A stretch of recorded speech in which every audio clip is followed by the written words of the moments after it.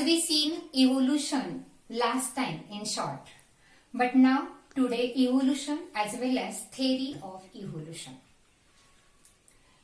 Evolution means a gradual change. It is not a suddenly occurs. 3.5 billion years ago, life was not exist on the earth. How it starts then? It starts from the simple elements which are present in the ocean. These simple elements are in the form of organic and inorganic compounds. And afterwards, from the simple elements, there is a formation of the complex compound. At present, now, different types of animals and different types of plants are present on the earth, which we call as a diversity of plants and animals. From the simple organism like unicellular to multicellular. For example, in case of the unicellular organism, amoeba and paramecium, these are the unicellular.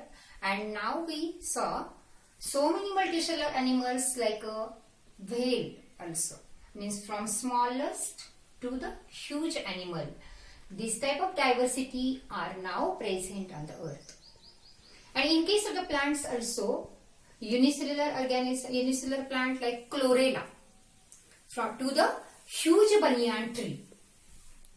This all diversity in case of the plants also occurs on the earth.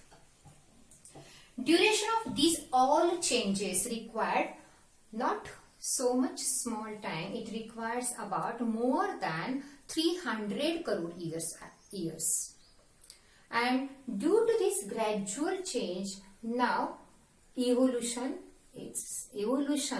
happens on the earth.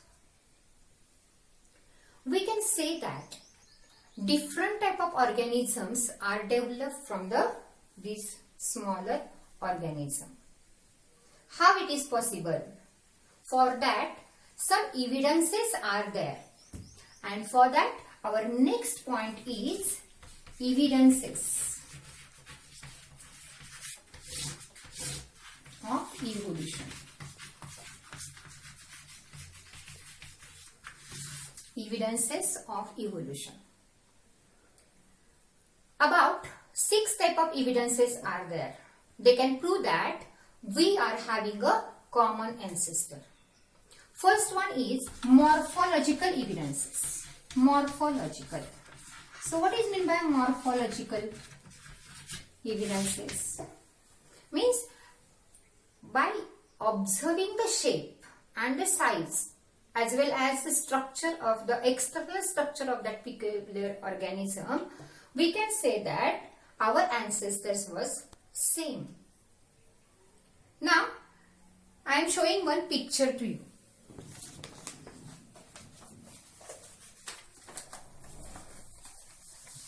In your textbook, some organisms are there. Dog, cat, goat. These are the pictures of these organisms.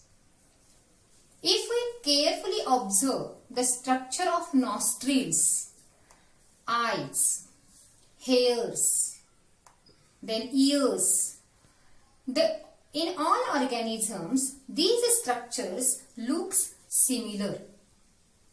From that, we can say that our ancestor, means all animals' ancestor was a common. Next picture is about the plants. Here some leaves are there, some fruits are there, color of the leaves, venation of the leaves, petiole of the leaves. All these structures look somewhat similar to each other. From this also we can say that the ancestor of these all will be common. It must be same. It must be common.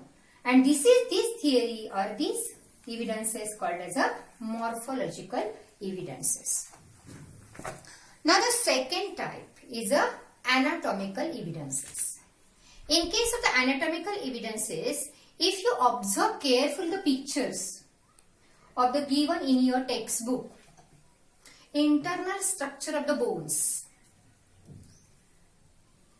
human hand, the cat's foreleg, then bat, wings, as well as some whale paper. These internal structures are given in your textbook. By observing this picture, we can say that there is a similarity in structure of a bones, their joints.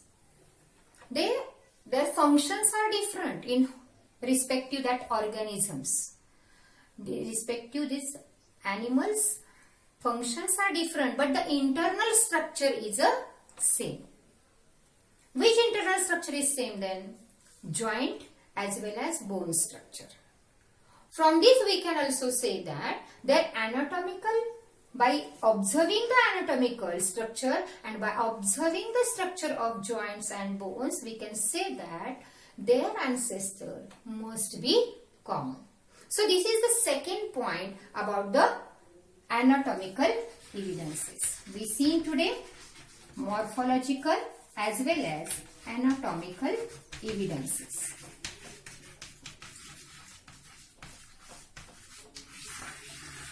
In the next lecture, we will see about the vestigial organs and other evidences which we can prove that our ancestor was a common.